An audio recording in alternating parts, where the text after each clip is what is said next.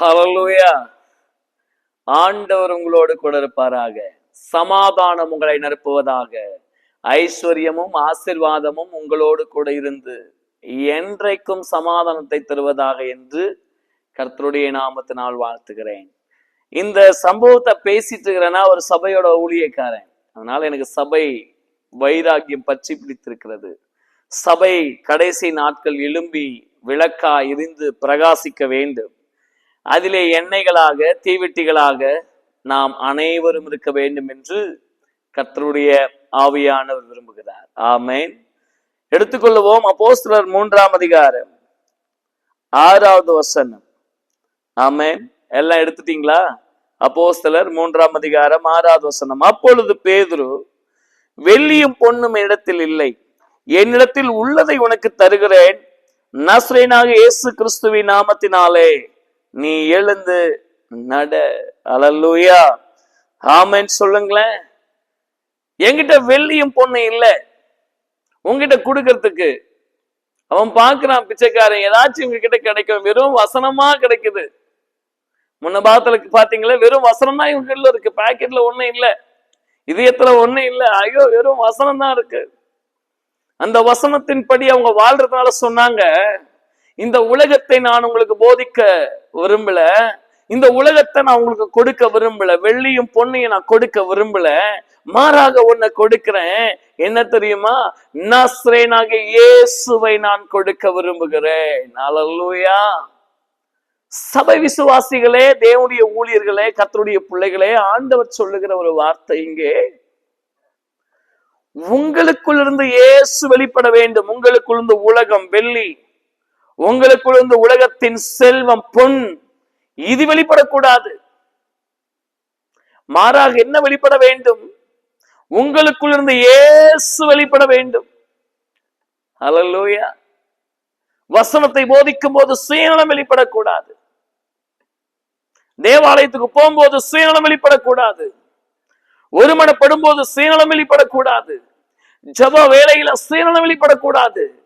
மாறாக இயேசு வெளிப்பட வேண்டும். இயேசு எப்படி வாழ்ந்தாரோ, இயேசு எப்படி இருந்தாரோ, அப்படியே நீங்களும் நானும் ஆண்டவருக்காக வாழ வேண்டும் என்று கர்த்தர் விரும்புகிறார். ஆமென். பாருங்க, யோவான், எல்லாம் எடுங்க, யோவான் 14ஆம் அதிகாரம். எடுத்துட்டீங்களா? எல்லாம் எடுங்க பிளீஸ். யோவான் 14ஆம் அதிகாரத்துல 9வது வசனம்.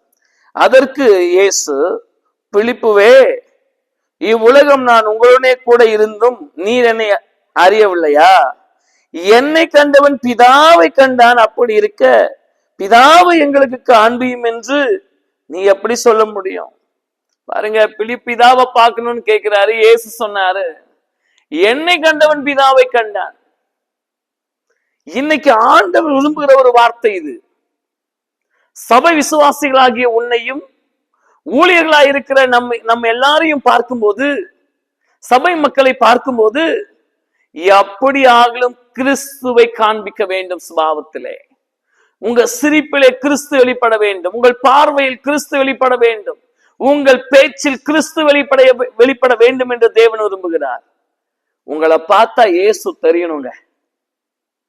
உங்க முகத்துல இயேசு தெரியணுங்க. உங்க பேச்சுல இயேசு தெரியணுங்க. ஹல்லேலூயா. இயேசு உங்க முகத்துல தெரியறதால இயேசுவை வச்சு நீங்க வேலை பார்த்துட்டு இருக்கீங்களான்னு புரிஞ்சுக்கங்க. நீங்க இயேசு தெரியணும். என்னை கண்டவன் பிதாவை கண்டான். சபைக்குள்ள வந்தா இயேசுவை பார்க்கணும். ஊழியக்காரங்க மூலமா இயேசுவை பார்க்கணும். விசுவாசிகள் மூலமா இயேசுவை பார்க்கணும். மூப்பர்கள் மூலமா இயேசுவை பார்க்கணும். வாலிப பிள்ளைகள் மூலமா இயேசுவை பார்க்கணும்.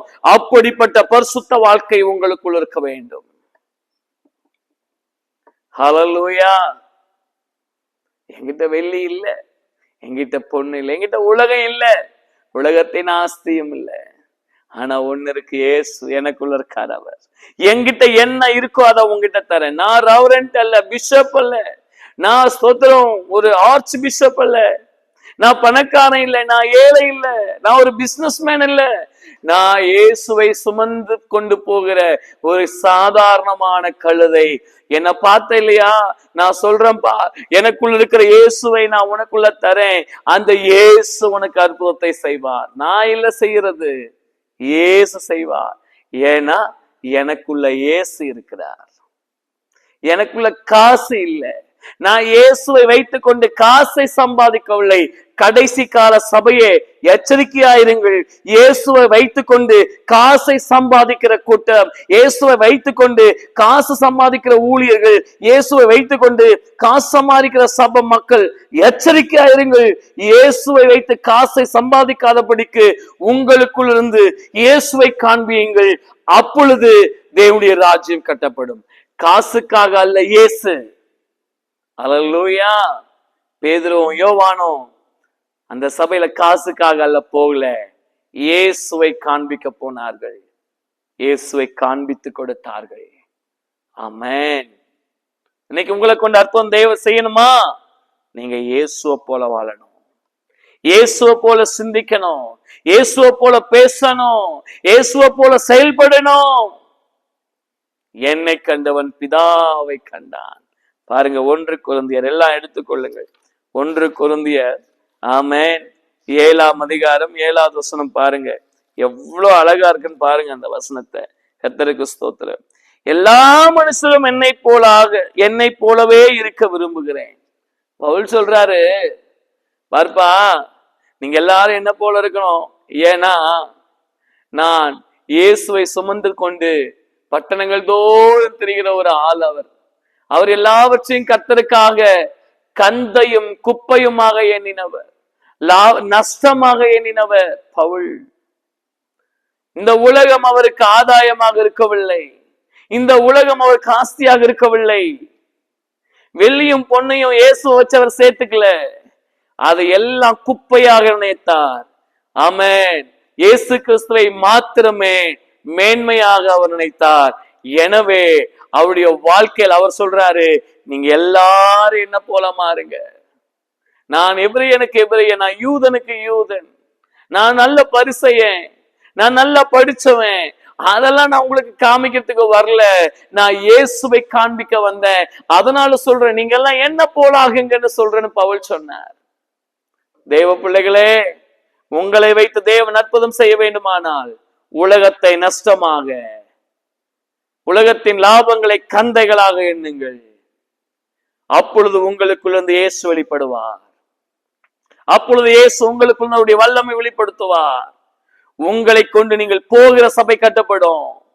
உங்களை கொண்டு நீங்கள் நடத்தி கொண்டிருக்கிற சபை கட்டப்படும்.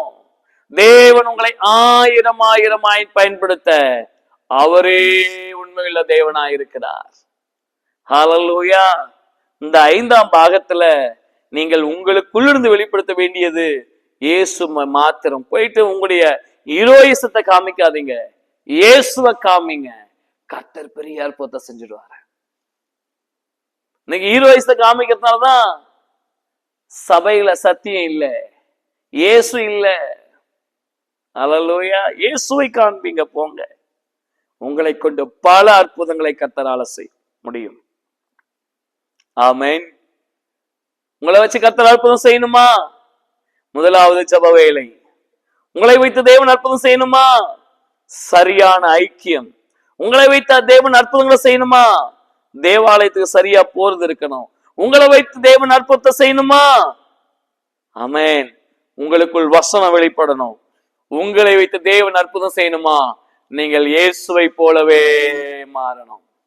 பேதுருவின் வார்த்தை கூட இயேசு கிறிஸ்துவோடு இருந்தவர்கள் போலவே பேசினான் என்று வாசிக்க முடியும். ஆமென். உங்கள் சுபாவத்தை, உங்கள் செய்கைகளை கிறிஸ்துவை போலாக்குங்கள். பேதுருவையும் யோவானையும் பயன்படுத்தின அதே தேவன் உங்களையும் என்னையும் பயன்படுத்தி கடைசி நாட்களில் சபைகளை கட்டி எழுப்பி அநேக ஜாதிகளுக்கு ஆசீர்வாதமாய் மாற்றுவார். அநேகருக்கு நம்மை கொண்டு அற்புதத்தை செய்வார். Praise the Lord. கர்த்தர் உங்களை ஆசீர்வதிப்பார்.